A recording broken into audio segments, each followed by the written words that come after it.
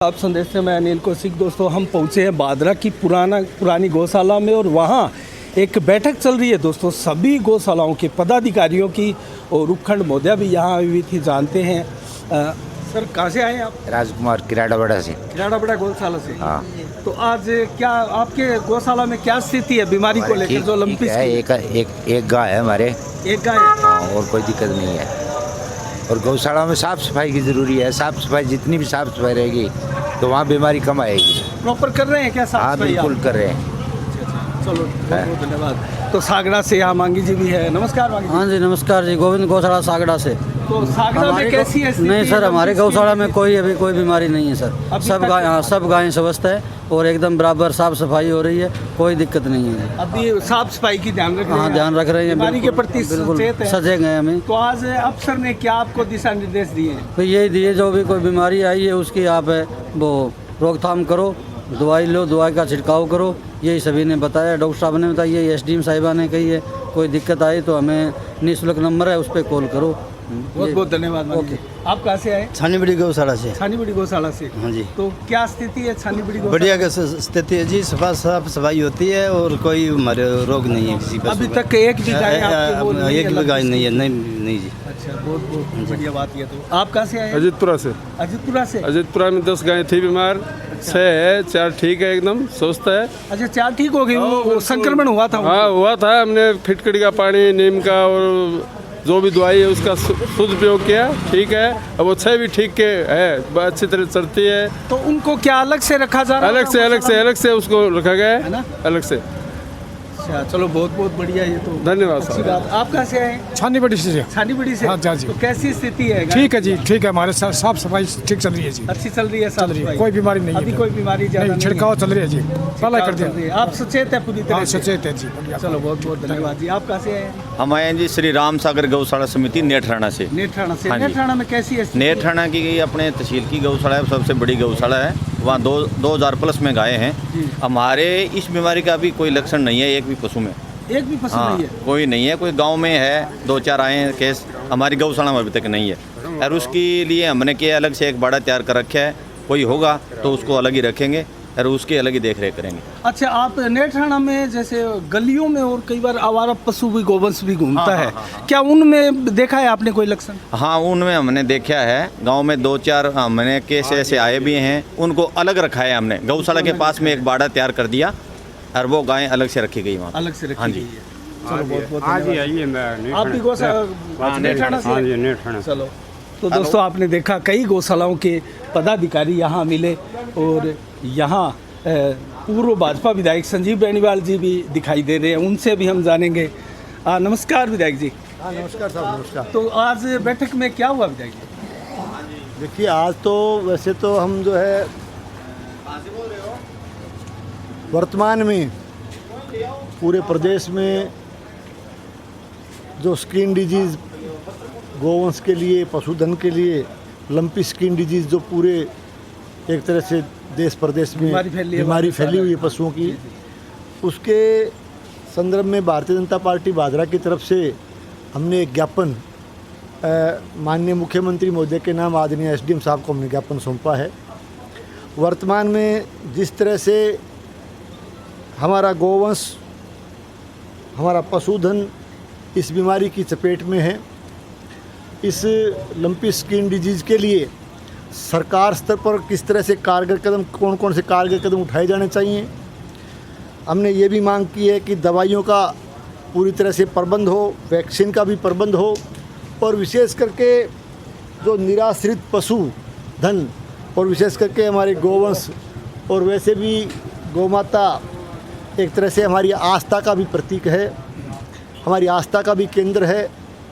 तो इन सब बातों के लिए, इस बीमारी से लड़ने के लिए हम सरकार स्तर पर व्यापक प्रबंध किए जाने चाहिए, ये मांग करते हुए, और दवाइयों का, वैक्सीन का उचित प्रबंध हो, और विशेष करके जो निराश्रित पशुधन जो पूरे क्षेत्र में विचरण करता है उनके लिए, क्योंकि वैसे तो गौशालाएँ भी और दूसरी संस्थाएँ भी इस बीमारी से संघर्ष करते हुए पशुधन को बचाने के लिए आगे आए हुए हैं, लेकिन निराश्रित पशुओं के लिए भी इसकी समुचित व्यवस्था हो, इसके लिए भी हमने मांग पत्र में मांग की है। तो ये ज्ञापन देने के लिए हम जो है आज एसडीएम महोदय से मिले हैं। इसके साथ साथ जो श्री गौशाला हमारी बादरा गौशाला है, इसका भी हमने भ्रमण किया। पूरे पशु गौवंश को हमारे अध्यक्ष महोदय के मार्गदर्शन में हमने पूरे गौशाला का भ्रमण करके उनको देखा और बीमार पशुओं का भी हमने निरीक्षण किया और उसकी पूरी जानकारी ली और किस तरह का प्रबंध है इसके बारे में भी हमने पूरी जानकारी ली। और इस मौके पर मैं एक और बात कहना चाहूँगा कि विशेष करके हमारे इलाके में जो भी गौशालाएँ संचालित है, गौशालाएँ भी इस दिशा में बीमार पशुधन के लिए और विशेष करके गौ माता के लिए जो बीमारी आज आई हुई है इस प्रदेश के अंदर, उससे मुकाबला करने के लिए हमारे इलाके की सभी गौशालाएँ उसके लिए शानदार प्रबंध कर रही है। गौशाला कमेटी के अध्यक्षगण की भी मीटिंग थी, उसमें भी मुझे उनसे सबसे मिलने का, बातचीत करने का मौका मिला। तो मैं गौशाला जितनी गौशालाएँ हमारे इस क्षेत्र में चल रही है, गौशाला कमेटियों के सभी अध्यक्षगण को, पूरे जो भी कमेटी है, जो भी पदाधिकारीगण हैं और सभी गौशालाओं को मैं इस बात के लिए बहुत बहुत साधुवाद देता हूँ कि आप सब मिल कर के गौ माता के इस मौके पर इस सेवा में आप लगे हुए हो और इस बीमारी से आप लड़ रहे हो। अच्छा विधायक जी, ये जो सरकार की तरफ से अधिकारीगण आदि इस बैठक में भी उपस्थित हुए, क्या उनकी तरफ से पर्याप्त आश्वासन था कि इस बीमारी से निजात पाने के लिए वो समुचित व्यवस्थाएं कर रहे हैं? आप संतुष्ट हैं उससे? देखिए, जहाँ तक संतुष्ट का सवाल है, मैं पहले ही आपको निवेदन कर चुका हूँ कि अभी तक जो जिस बड़े पैमाने पर ये बीमारी पूरे प्रदेश में, पूरे इलाके में फैल रही है, उसके लिए अभी तक सरकार का कोई समुचित प्रबंध और एक तरह से पूरी व्यवस्था मुझे नज़र नहीं आ रही, ये मैं ज़रूर कहना चाहूँगा। और इसी बात पे हमने जोर दिया है और हमारे जो भी पशु चिकित्सा से संबंधित जो अधिकारीगण आए थे उनको भी हमने जोर दे के कहा है कि ठीक है, आप इस बात के लिए हमें पूरी तरह से आश्वस्त करें कि आने वाले समय में इस बीमारी से मजबूती के साथ सब मिलकर के लड़ेंगे। और अभी तक का जो सरकार का प्रबंध है वो समुचित प्रबंध हमें कहीं प्रदेश में दिखाई नहीं दे रहा। इसीलिए हमने ज्ञापन सरकार को अवगत कराने के लिए और सरकार को जो है इस बात के प्रति सावचेत करने के लिए हमने माननीय मुख्यमंत्री महोदय के नाम ज्ञापन सौंपा। अगर बीमारी कंट्रोल में नहीं आती है तो आगे क्या योजना है विधायक जी? आप किस प्रकार से कार्य करेंगे? आप देखिए, मैं पुनः कहना चाहूँगा कि निश्चित रूप से जिस तरीके से हमारे विशेष करके जो गौशालाएँ लगी हुई है, हमारे दानदाता भामाशाह भी आगे आ रहे हैं, सब मिल कर के ये इस बीमारी से जो है किस तरह से हमारे गोवंश को, पशुधन को मुक्ति मिले, इसके लिए समुचित प्रयास सभी लोग मिल करके कर रहे हैं। मैं इस मौके पर ऐसी उम्मीद करता हूं कि ये बीमारी निश्चित रूप से, इस बीमारी से जो है निजात दिलाने के लिए सब प्रयास करेंगे, बीमारी दूर होगी। लेकिन फिर भी मैं इस मौके पर एक निवेदन सभी दानदाताओं से, भामाशाहों से, आम नागरिक से और सभी क्षेत्रवासियों से भी करना चाहूँगा कि सरकार के साथ साथ आप सब भी इस बीमारी से लड़ने के लिए जो है आप सभी आगे आएँ और जन सहयोग से भी और समुचित प्रबंध में अपना पूरा योगदान देकर के इस बीमारी से आप लड़ें। बहुत बहुत धन्यवाद। धन्यवाद सर। तो दोस्तों, यहाँ दयानंद जी खोखेवाला मौजूद है, उनसे बात करते हैं। नमस्कार दयानंद। नमस्कार। आपके गौशाला में, दोनों गौशालाओं का इंचार्ज आपके पास है, कितने पशु जो है इस प्रकार बीमारी से ग्रसित पाए गए? देखिए, 10-12 दिन पहले मैंने दोनों गौशाला के जो पशु चिन्हित किए थे, करीब 16 पशु चिन्हित हुए थे। 16 गायें चिन्हित हुई, उनको हमने अलग आइसोलेट किया गया, एक अलग बाड़ा बनाया और उनका हमने उपचार किया। उनके ऊपर रोज़ाना हमने छिड़काव किया और उनको एंटीबायोटिक का इंजेक्शन वगैरह दिए। आज वो 16 की 16 गायें स्वस्थ है। उन गायों को हमने सामान्य बाड़े में शिफ्ट कर दिया है। अब हमारी गौशाला के अंदर, दोनों गौशाला में करीब 6 गौवंश। एक में रात को LBS DU स्कूल के पास एक मुझे सूचना मिली कि इस तरह लंपी बीमारी से गाय पीड़ित है, तो मैं रात को उसको लेके आया था। अब मेरे पास 7 गौवंश इस बीमारी से पीड़ित हैं।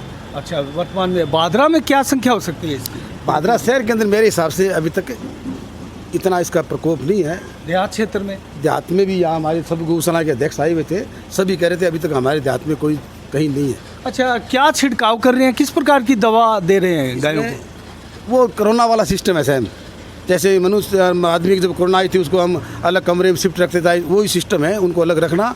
और एक मेथलासिन बोल के स्प्रे आती है, वो डाली जाती है उस गायों के ऊपर।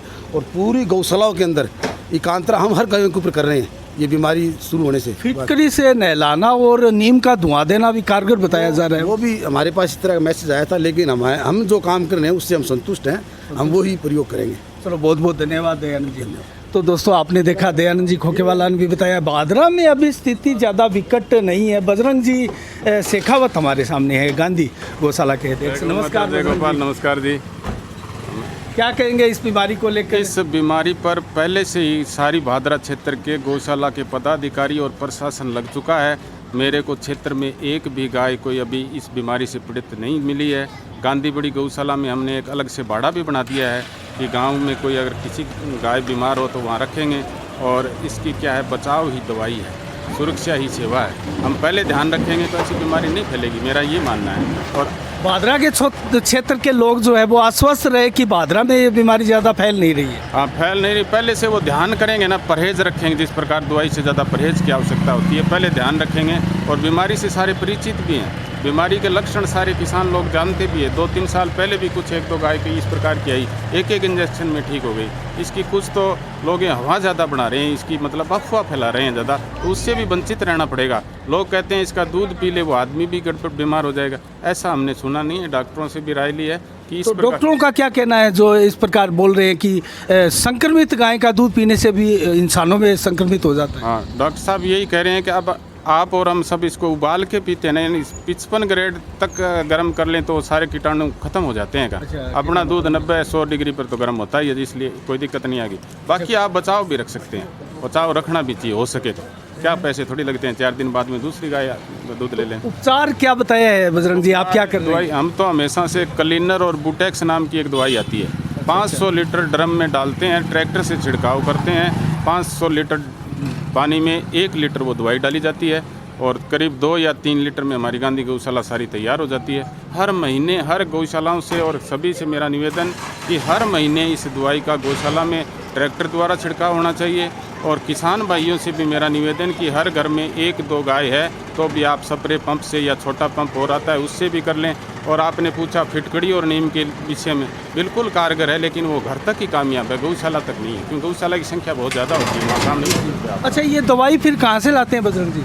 दवाई तो राजस्थान सरकार के माध्यम से गांधी हमारे वेटरनरी हॉस्पिटल डॉक्टर साहब की 3 लीटर में दी हैं, वो छिड़की हैं। आज हम कुछ बुटेक्स वगैरह महिपाल मेडिकल से खरीद के भी लाए हैं। राजस्थान सरकार से हमारे एक रामचंद्र जी नेहरा और वो मिले हैं पशुपालन मंत्री राजस्थान कटारिया जी और भारत सरकार के मंत्री, उन्होंने भी जल्दी से जल्दी सारे क्षेत्र में भारत सरकार और राजस्थान के माध्यम से दवाइयाँ उपलब्ध कराई दी जाएगी, ऐसा हमारे पास एक सूचना है। तो लगभग बजरंग जी कितनी संख्या हो सकती है पूरे भादरा विधानसभा क्षेत्र में इन संक्रमित गायों की? मेरे हिसाब तो कोई 5-10 हो सकती है, ज़्यादा नहीं है? नहीं है, बिल्कुल नहीं, क्योंकि हमारे पास 2-3 पंचायत है, गांधी बड़ी, चिड़िया गांधी, मलखेड़ा। हमारे पास कोई ऐसा आया नहीं कि हमारी गाय के कोई रोग हो गया लूपी जैसा। और गांधी गौशाला भी बिल्कुल आपकी कृपा से स्वस्थ है। आपको भी बहुत धन्यवाद देना चाहूँगा मीडिया के माध्यम से। हमारे अनिल कौशिक जी हैं, रमेश जी, सारे आप समय समय पर हमारे माइक के माध्यम से, आप पत्रिका के माध्यम से जो गाय बचाने और सेवा में जो सहयोग कर रहे हैं, उसके लिए भी गौ माता आप सब पर कृपा रखे, ऐसी मेरी आप सबकी। चलो, बहुत बहुत धन्यवाद बजरंग जय जी। श्री राम। तो दोस्तों, ये थे गौ भक्त बजरंग जी शेखावत, गांधी गौशाला के आप अध्यक्ष भी हैं, जिला अध्यक्ष भी आप रह चुके हैं। तो दोस्तों, आज जो बैठक हुई यहाँ गौशाला परिसर में, जो ये भवन बना है, इसमें उस बैठक में दोस्तों आज यही विचार विमर्श और चिंताएं व्यक्त की गई कि जो लंपी स्किन डिजीज़ बीमारी पशुओं में एक फैली हुई है, उस बीमारी को लेकर क्या उपाय क्षेत्र में किए जा रहे हैं, राजस्थान सरकार इसके लिए कितनी संकल्पित है और इस बीमारी से क्या दोस्तों नुकसान हो सकता है और इसका उपाय क्या है, इसके बचाव क्या है, इसकी दवाई क्या है, इस सारे विषय पर आज अधिकारियों के साथ बात हुई। और दोस्तों, बड़ी खुशी की बात है, संतोष व्यक्त करने वाली बात है कि भादरा क्षेत्र में ये बीमारी जो है गायों में फैली, वो कोई ज़्यादा स्तर पर जो है यहाँ संक्रमित इफेक्टेड नहीं हो रहे हैं पशु। तो ये एक संतोष व्यक्त करने वाली बात है। दोस्तों, हमारी नज़रें इस बीमारी को लेकर बनी रहेगी। साफ संदेश से मैं अनिल कौशिक, नमस्कार, जय भारत, जय जय राजस्थान।